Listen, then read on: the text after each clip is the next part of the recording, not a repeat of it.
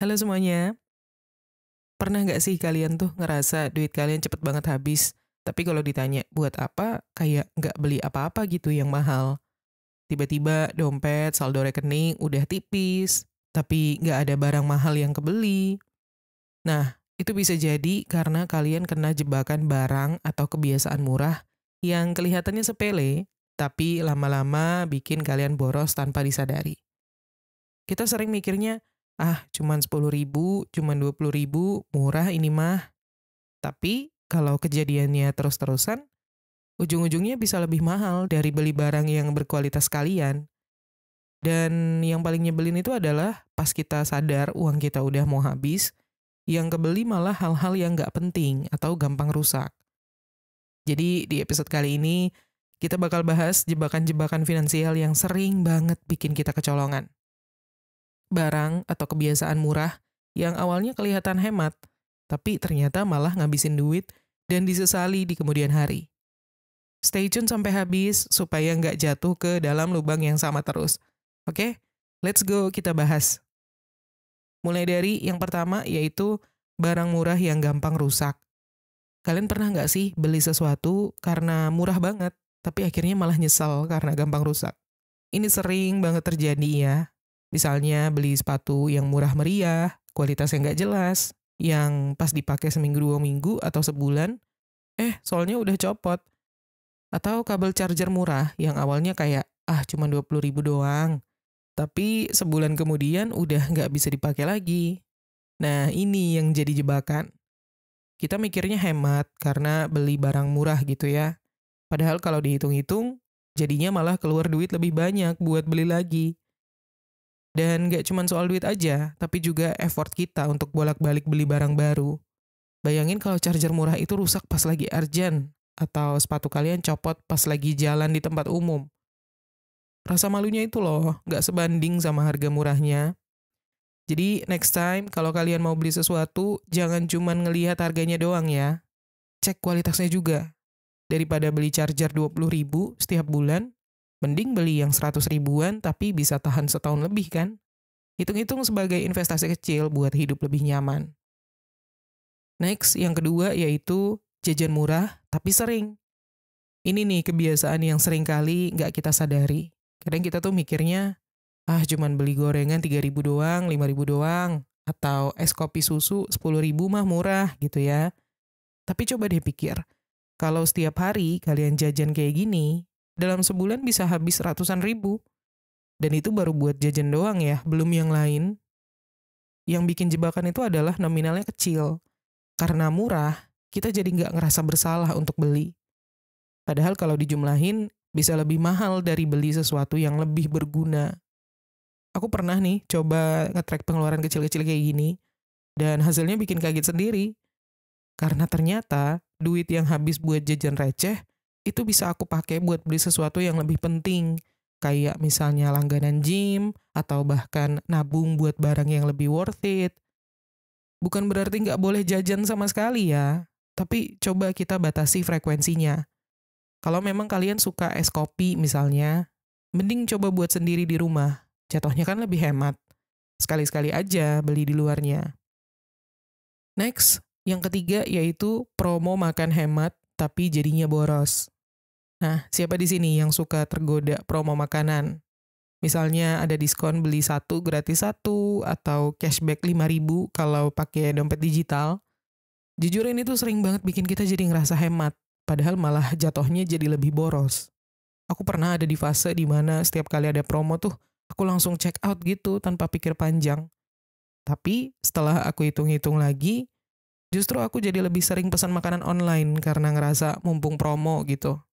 Padahal kalau masak sendiri kan bisa lebih murah dan lebih sehat ya. Nah, kalau kalian sering ngalamin kayak gini juga, triknya adalah kalau ada promo, coba tanya ke diri sendiri. Aku beli ini karena butuh atau cuma karena ada diskon? Dan kalau nggak ada promo ini, aku bakal tetap beli nggak? Kalau jawabannya ternyata lebih ke mumpung murah, mumpung ada diskon, mending tahan dulu deh. Jangan sampai promo yang niatnya buat hemat, malah bikin kalian ketagihan belanja dan akhirnya boros. Next, yang keempat, barang 5 ribuan yang akhirnya numpuk di rumah. Barang murah tuh sering banget bikin kita jadi impulsif nggak sih? Ah, cuma 5 ribu doang beli gitu. Barang-barang kecil-kecil biasanya. Tapi coba pikir deh, kalau setiap kali kalian keluar rumah beli sesuatu yang sebenarnya nggak dibutuhkan, yang murah-murah itu, dalam sebulan barang itu bisa jadi numpuk dan ujung-ujungnya nggak terpakai. Contoh, beli pulpen warna-warni yang akhirnya cuma satu dua yang dipakai, sisanya numpuk doang. Atau beli stiker lucu buat journaling, tapi bukunya masih aja kosong karena ternyata kalian jarang journaling, nggak terbiasa. Atau beli casing handphone yang murah, yang akhirnya malah gampang rusak. Akhirnya barang-barang ini bukan cuma buang-buang uang, tapi juga bikin kamar atau ruangan di rumah kita jadi berantakan. Kita jadi punya banyak barang yang sebenarnya nggak ada manfaatnya. Dan penyesalan itu datang selalu belakangan ya. Pas kita sadar duit kita habis untuk hal-hal yang nggak penting. Nah, biar nggak terjebak, coba bikin aturan sendiri. Kalau sesuatu yang murah itu bukan barang esensial atau bukan kebutuhan utama, kalian kasih waktu 3 hari sebelum beli. Kalau ternyata setelah 3 hari itu masih kepikiran, kalian sudah pertimbangkan bahwa barang itu memang kebutuhan kalian, baru beli. Tapi kalau kalian lupa, ya udah berarti itu nggak penting. Next, yang kelima yaitu langganan yang nggak terpakai. Ini nih jebakan yang paling sering dialami sama anak muda ya, terutama di zaman sekarang. Langganan layanan yang sebenarnya nggak kepake. Kita suka mikir, ah nggak apa-apa deh, cuma 50 ribu per bulan, kecil lah. Tapi coba hitung, kalau setiap bulan bayar beberapa langganan yang nggak dipakai, itu bisa ratusan ribu sendiri. Aku yakin banyak dari kita yang langganan lebih dari satu layanan streaming. Netflix ada, Spotify Premium jalan terus, Disney Plus kepake kadang-kadang, YouTube Premium buat skip iklan. Terus kepikiran, mau deh coba Apple Music gitu misalnya. Ujung-ujungnya, yang ditonton paling cuma 1-2 film per bulan, tapi duitnya jalan terus. Belum lagi langganan aplikasi yang awalnya trial gratis gitu ya, tapi lupa di-cancel. Akhirnya tercatat di tagihan setiap bulan. Aplikasi edit foto lah, aplikasi workout lah, aplikasi belajar bahasa yang niatnya rajin dipakai lah. Tapi akhirnya cuma dipakai 2 kali, dan sisanya malah didiemin. Jadi sebelum langganan sesuatu, coba pikir-pikir, aku beneran bakal pakai ini setiap bulan nggak? Terus juga ada alternatif gratisnya nggak? Kalau misalkan udah terlanjur langganan banyak, coba audit. Mana yang sering dipakai, mana yang bisa di-cancel. Jangan sampai uang kalian hilang begitu aja gara-gara layanan yang nggak benar-benar dipakai. Next, yang keenam yaitu cicilan atau pay letter buat barang murah. Ini jebakan yang paling sering bikin kita nyesel ya. Ah, cuman cicilan 100 ribu per bulan kok, kecil.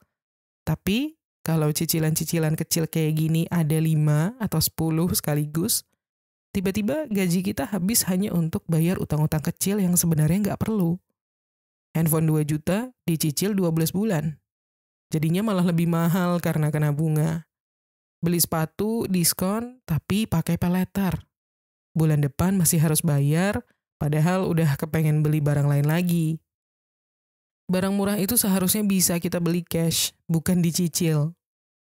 Memang sih, pay letter itu godaan banget. Tiap kali check out kan pasti ada opsi buy now pay later, beli sekarang bayar nanti gitu ya. Jadi kayak nggak terasa keluar duitnya. Tapi percaya deh, penyesalan itu baru datang pas kita ngelihat tagihan bulan depan, dan bulan depannya lagi, dan bulan depannya lagi. Apalagi kalau semua barang kecil-kecil ini dikumpulin, tagihannya menumpuk kan. Jadi aturan dasarnya simpel. 1, jangan cicil barang murah.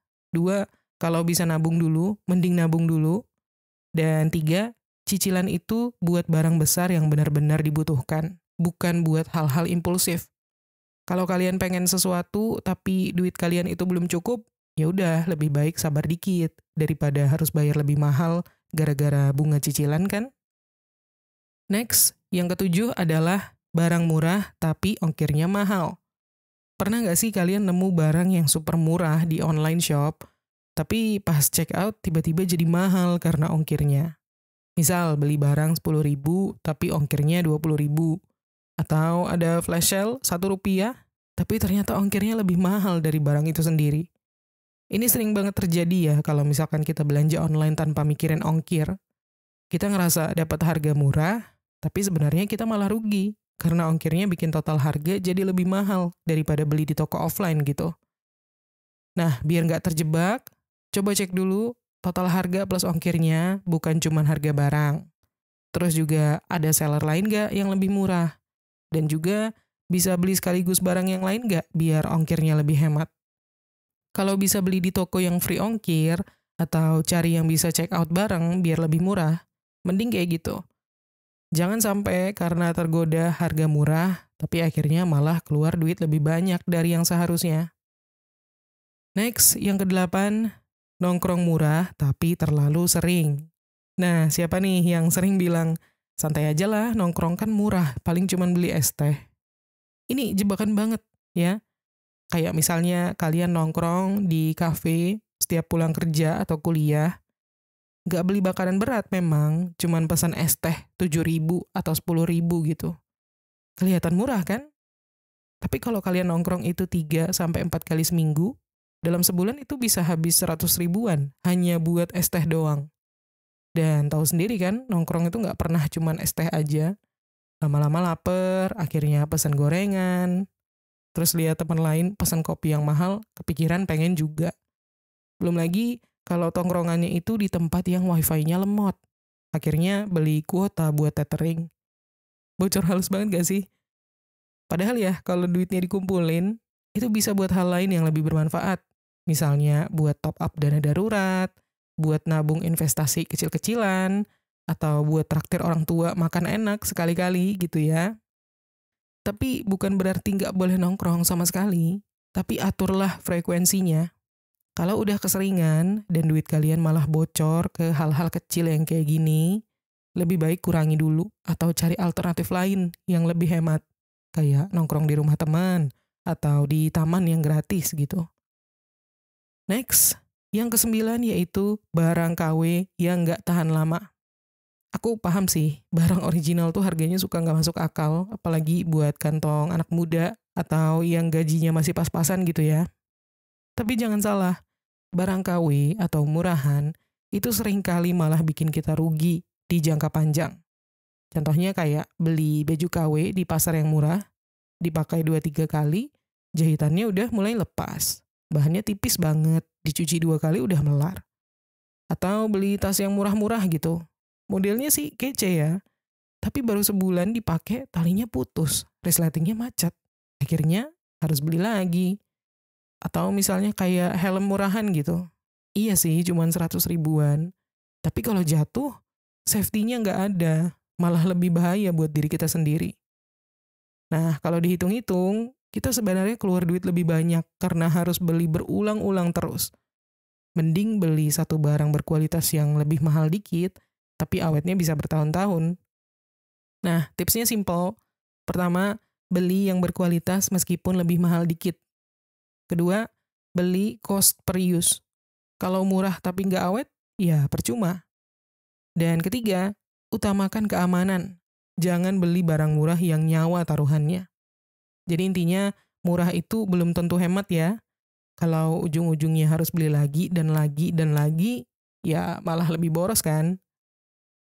Dan yang ke-10 adalah murah, tapi ternyata ada pengeluaran ekstra. Kadang kita terlalu tergoda sama harga murah, padahal ternyata ada hidden cost yang nggak kita sadari. Awalnya sih hemat ya, tapi malah kita keluar duit lebih banyak karena ketipu sama harga yang murah. Contoh realnya kayak gini, tiket pesawat murah tapi jadwalnya subuh banget.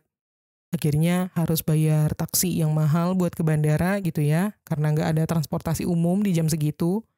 Atau hotel murah tapi zonk karena air panasnya nggak ada, kasurnya keras, atau kebersihannya dipertanyakan, terus lokasinya juga jauh dari mana-mana. Akhirnya kita jadi harus keluar duit lebih buat ongkos tambahan.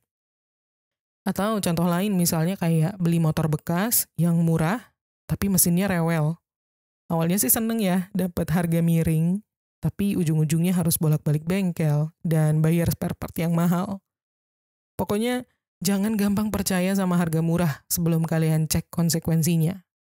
Nah, gimana caranya menghindari jebakan ini? Mulai dari hitung total biaya, bukan cuma harga awal.